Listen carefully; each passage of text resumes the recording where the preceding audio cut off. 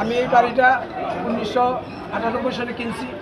আমি CS map, CS পর্চা, CS ম্যাপের মধ্যে 182 আছে, সিএস পর্চার মধ্যে 182 আছে।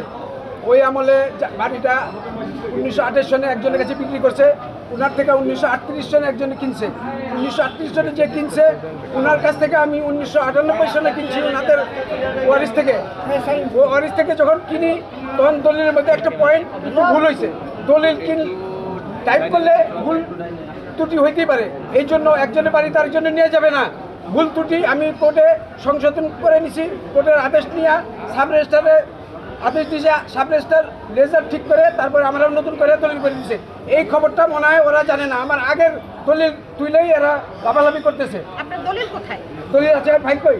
আচ্ছা বলেন।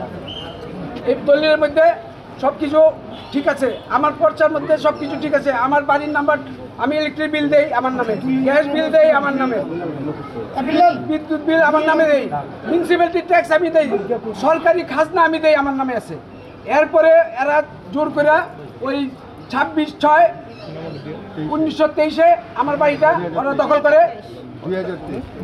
2023 আমার বাড়িটা দখল করছে। তখন সাকবুল হোসেন ছিল, আরও চেয়ারম্যানের লোকজন ছিল, কমিশনের লোকজন মিলা, সাবেক চেয়ারম্যান ছিল।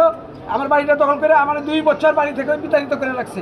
অ্যান্টিব্যাকটেরিয়াল অ্যাডিটিভ যুক্ত সেরা ওয়াটার ট্যাঙ্ক বিশুদ্ধ পানিতে ব্যাকটেরিয়া জন্মাতে দেয় না। আমি বাড়িতে ঢুকতে পারি না, করতে পারি না। এই হাসিনা সরকার যাওয়ার পরে আমি এখানে আসা শুরু করছি।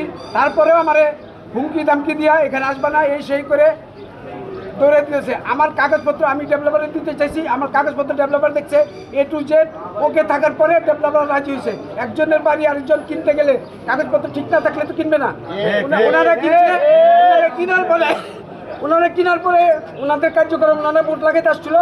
এরা সন্ত্রাসী করে ভোট টোট ভাঙ্গা বাড়ি টাড়ি দিয়া বাড়ি আবার নিয়ন্ত্রণে নেওয়ার চেষ্টা করতেছে।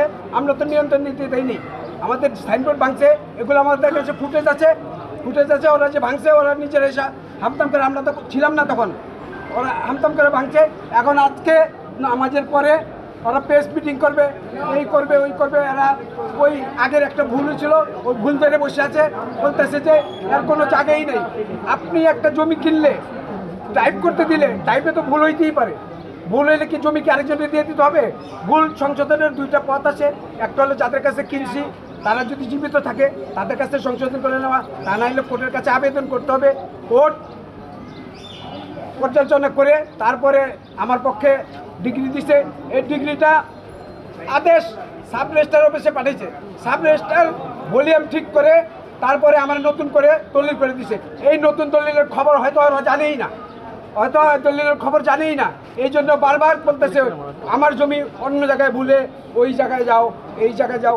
এই জমি মসজিদের জায়গা তো 83-84, মসজিদ হলো 83, ওরা জায়গা চায় 84-তে। তো 84-তে এটা না, মসজিদের পিছনে। আমার তো 82, এই তো 82-তেই ওরা কেন দখল করতে চাইবে? নকশা দেখুক, পর্চা দেখুক। সিএস নকশাটা হয়েছে 1908 সনে, বাস্তবায়ন হয়েছে। মামলা করিনি, ওরা কেস করছে তো 83-84 রুপে। আমার উপরে তো মামলা করে নেই, শুধু বলছে যে আমি ওকে 84 জায়গার মধ্যে বসে আছি। আমি তো 84 জায়গা যাইনি কোনোদিন, আমার জায়গায় আমি বসে রয়েছি। আরেকটা কথা, আপনি 26 বছর কিছু আমার তো কাগজপত্র আছে। আমি ভাড়া দিচ্ছি, সব খরিদার সূত্রে মালিক ছিলাম, ভাড়া দিছি, ভাড়া দিয়েছিল। আমার একটা গার্মেন্টস আছিল ভিতরে, এরা মেশিনপত্র সব লুট করে নিয়ে গেছে এর আগে। এই আওয়ামী লীগের আমলে সব মেশিনপত্র। আমার একটা গার্মেন্টস ফ্যাক্টরিতে কি থাকে আপনি যে জানেন?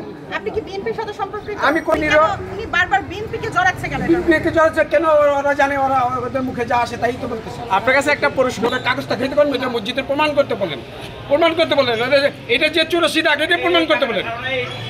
এটা যে 84 দাগ, 83 হলো মসজিদ। ওরা যদি জায়গাও পায় 84 দাগে পাবে। 84 দাগ হলো মসজিদের পিছনে, ওইটা আরেকজনের বাড়ি বিল্ডিং করে ওখানে থাকতেছে। সিএস ম্যাপ দেখুক, 84 কোনটা, 82 কোনটা, 83 কোনটা। আপনি কি এই যে পরের দিন আমি জিডি করতে গেছি, জিডি করছি। দারোগা আসছে, দারোগা সার্ভে করতে আসছে। দারোগারে ওরা কমিশনের লোকজন ফোন করে বলছে এটা ওনাদের ক্ষমতা ছিল, আমাদের এটা আয়তের মধ্যে মহল্লাবাসীর মসজিদের, আমরা নিজেরাই এটা নিয়ন্ত্রণ করে আমরা মিটমাট করে দিব। এই জন্য আর আমি কোনো ওদের নামে কেস করি নাই। আমার নামে 5টা মামলা দিছে, ভুয়া মামলা দিছে। এই যে সরকারি যে রেকর্ড আমার নামে, এই রেকর্ড বাতিলের জন্য মামলা দিছে। রেকর্ড কি বাতিল হয়েছে? না হবে করতে এটা কি হয় নাকি কোনোদিন সরকারি রেকর্ড কি বাতিল হয়? আচ্ছা, আপনার এখন মূল দাবিটা কি বলেন তো? ওরা যে মামলায় নিয়ে এসে এক্সট্রা অর্ডার নিয়ে এসে 83-84 রুপে 83-84 রুপে আমার 82 রুপে তো কোনো কেসও নাই, কোনো কেস ডিগ্রিও নেই। ওরা তো কোনো আইন অনুযায়ী তো ডিগ্রি 82 আগে আনতে পারে নাই, ওরা 83-84 রুপে আনছে।